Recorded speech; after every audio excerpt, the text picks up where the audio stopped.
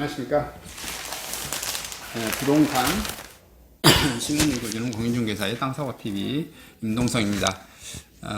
710 부안대책이죠. 주택 710 대책. 근데 뭐 여기 봐보니까 어제 제가 그 강의 형태로도 300 강의 300 임동성 해가지고 그 710 주택 보안대책 뭐 해가지고 정부 공문을 보고 다 읽어봤는데 내용이 뭐 그거였죠. 가장 크게 뭐예요? 크게 그러니까 20대 30대 이들이 내 집 마련 못한 거에 대한 그 불만, 이걸 해서 대출이나 그 공급하는 민간 분양 물량 좀 늘어주고, 그 다음에 뭐 했어요? 세금 좀 이거 생색내기죠. 좀 너무해요. 1억 5천 이하만 취득세 면제, 3억 50% 면제. 이거 좀 너무하죠.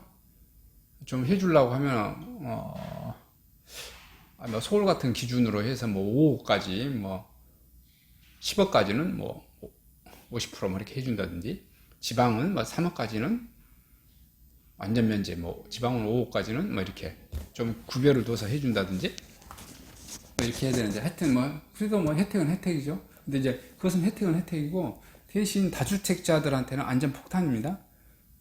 일단 법인은 아예 그 임대사업을 4년짜리 없애버렸고, 8년짜리도 아파트 임대사업은 없애버리고, 그래서 건설 임대만 해라 이렇게 되어졌고, 그 다음에 법인 명의로 이렇게 아파트를 사는 것이 꼼수라고 보는 거예요. 그래서 법인 명의로 아파트 사면 어떻게 하겠다? 취득세 12%, 살 사람 아무도 없습니다. 그리고 2주택자 8%, 3주택 이상이면 12%. 이렇게 되면 어떻게 되는 거예요? 아무도 못 사요, 아무도. 그게 지금 이 정부는 뭘 하겠다? 다주택자에서 트리플 셰폭탄을 해서 사지도 못하게 하고, 팔지도 못하게 하고, 어떻게 해요? 그냥 죽이는 거예요.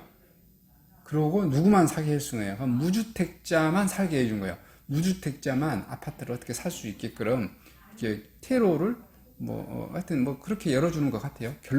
결론을 보니까 그런 거예요. 무주택자만 좋은 세상 이렇게 만들었어요. 완전하게. 그 다음에 이제 그러면 무주택자들이 아파트를 살려고 하는데, 유주택자들은 아파트를 팔 수 있어요, 없어요? 못 팔죠.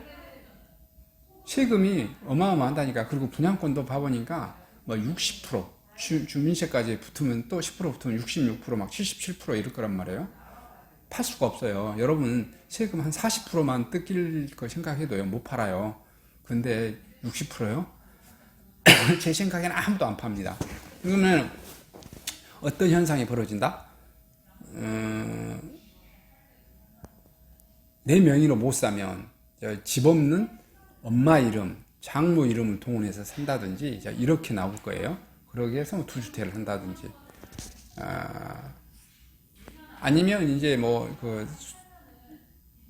그러겠죠. 돈 못 버는 동생이 뭐 형이 있다든지, 형 이름으로 내가 막 산다든지, 이런 거 빼놓고는 없을 거예요. 대부분 팔아.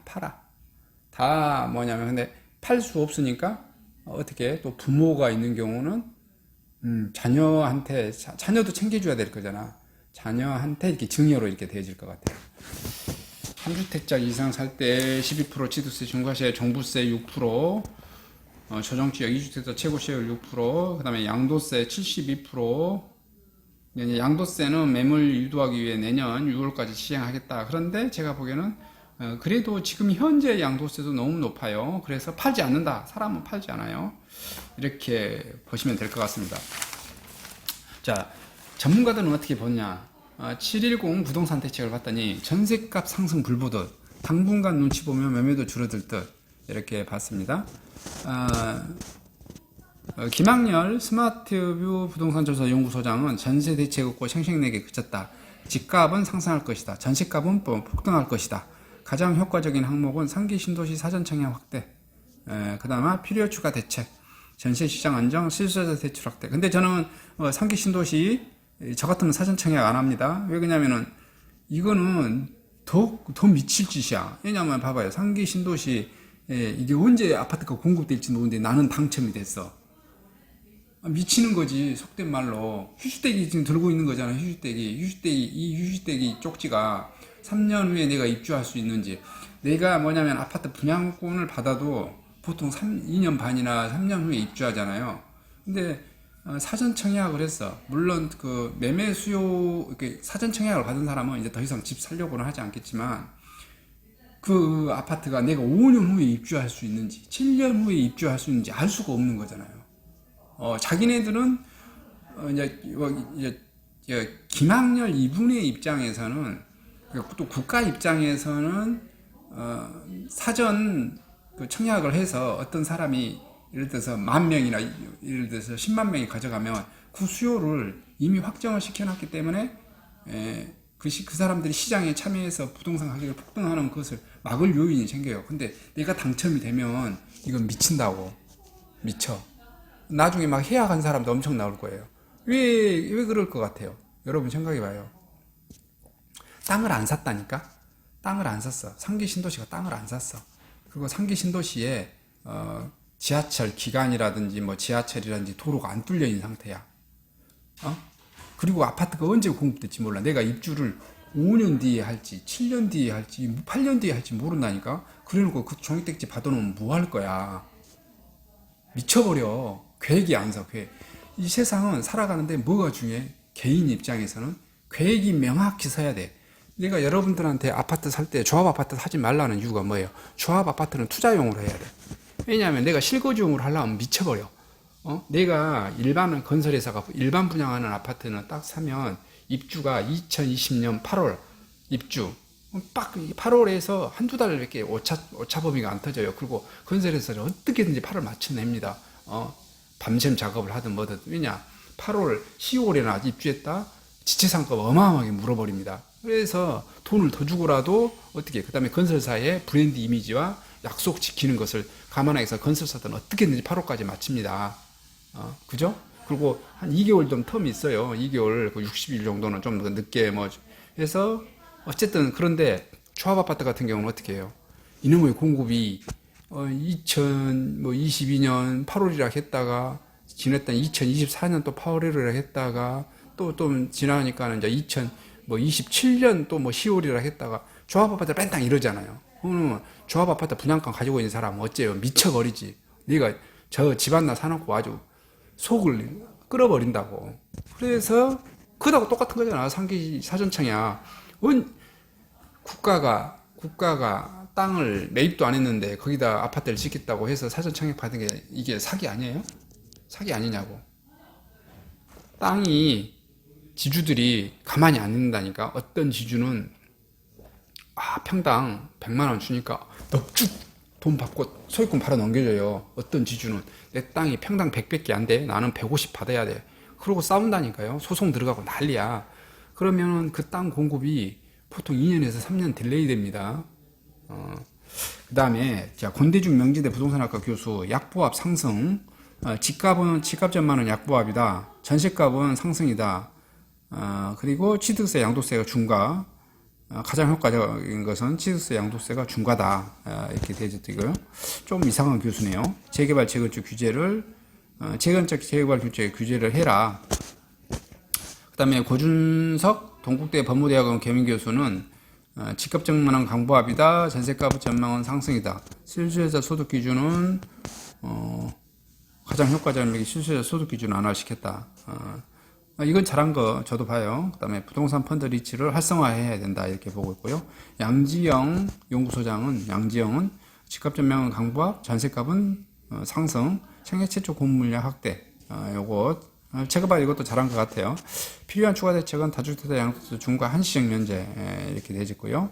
실수요자 지원의 첫 주목은 긍정적. 송인호 KDI 경제전략 연구부장 집값 강보합, 전세값 상승, 실수요자 소득 기준 완화 제일 잘했다. 생애 최초 대상 주택 가격 상향. 이렇게 이제 보면은 전세가격은 다 폭등, 급등 다 이렇게 예상하고 있어요. 전문가분들이. 그리고 권대중 명지대 뭐 부동산 교수 한 분만 약보합이고 나머지는 집도 다 대부분 상승, 강보합 이렇게 예상하고 있습니다. 저 같은 경우도 어, 지방은 좀 모르겠는데 서울 수도권은 집값 엄청 올라갈 것 같고요. 전세값 엄청 올라갈 것 같아요. 물론 지금 뭐 취득세 폭탄해서 못 사겠지만 어차피 팔 물량도 10분의 1이 아니라 뭐 거의 100분의 1 수준으로 공급량이 줄어버릴 것 같은데 그래도 신혼부부는 생애 최초에 주택 마련할 사람들은 한다 이거예요. 해야지 그 수요는 여전할 거란 말이에요. 그죠? 그래서 가격은 폭등할 것 같다. 매매 가격도 저는 여전히 올라갈 것 같고요. 전세는 씨가 말라서 가격이 상승할 것 같습니다. 가장 뭐 좋은 점이라고 한 거, 민영주택 생애 최초 특공 3040 세진 당첨 가능성을 높이겠다. 뭐 이렇게 20%에서 25%, 그다음에 비율 높이고, 민간 택지, 공공 택지 15%, 민간 택지 7% 살리고, 이런 거예요. 어제 다 했던 거 그 내용이네요. 그다음에 집 매수, 보유, 매도 단계마다 폭등. 종부세 조정 대상자 최고세율 6%, 양도세 1년 미만 70%, 2년 미만 60%, 다주택자 24% 중과하게 집을 팔 수가 없다니까요. 팔면 세금 폭탄 맞는데 누가 팔아요? 취득세, 다주택자 세율 8%에서 12%. 이거 살 수가 없죠. 임대 사업자 4년, 아파트 장기 임대 8년 다 폐지시켜버렸고, 이러니까 집을 이제 사지 말아라 이거죠. 사지 말아라.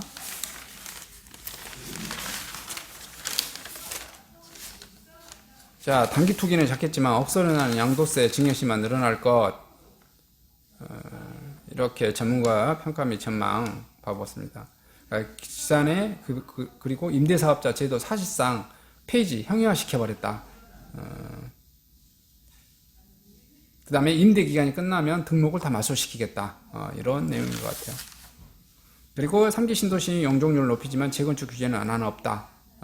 제가 말씀드린데요. 3기 신도시 바라보지 마세요. 3기 신도시 언제 될지 모릅니다.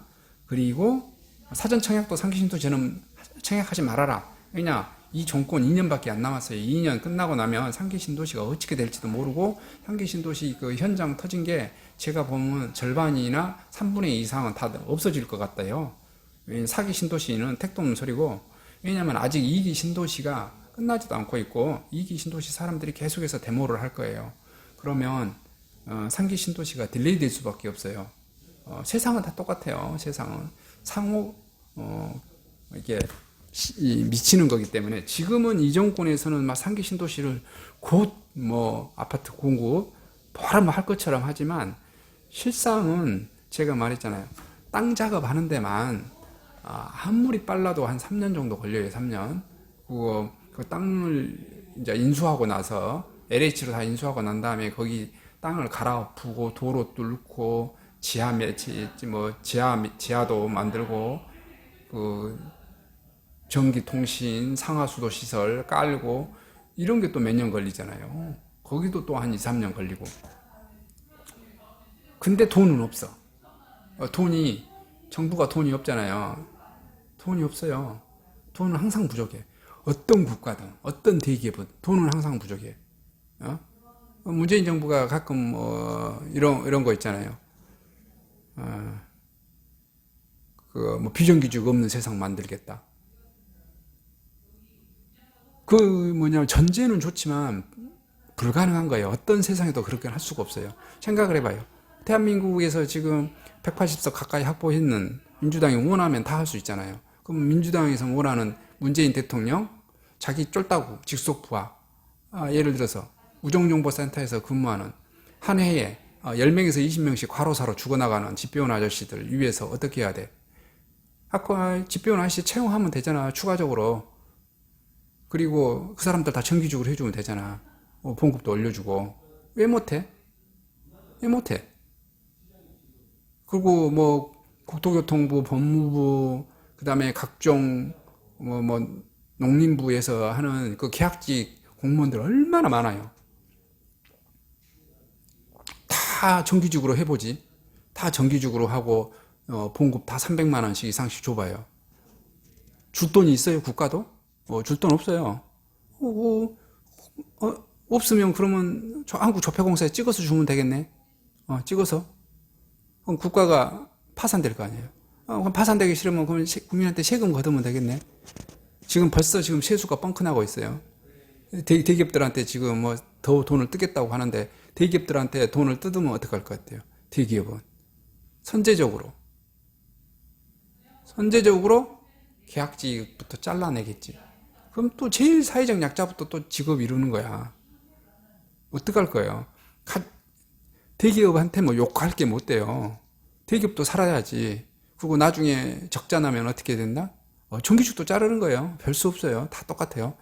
왜냐하면은 경제 법칙이 다 적용이 되어지는 것이지 무슨 법으로 어떻게 세상을 만들고 그런 것은 아니라고 저는 봅니다.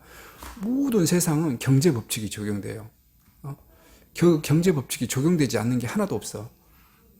제가 부동산만 말해서 부동산만 얘기하는데 부동산에도 다 경제 법칙이 적용됩니다. 경제 법칙이 적용되죠. 그것을 그냥 그 경제 법칙을 그냥 받아들이면 저는 되는데 받아들이지 않는 게 문제예요. 내가 굳이 소득도 없는데 강남에 가서 40억짜리 아파트에서 살 생각하고 부러워할 필요도 없는 거지. 여러분 아마 제가 뭐 복권 당첨되듯이 어떤 누가 당첨돼서 임동성이한테 40억짜리 강남 아파트를 준다 그러면 어떻게 할 것 같아요? 저 당장에 팔아야 돼요. 왜냐?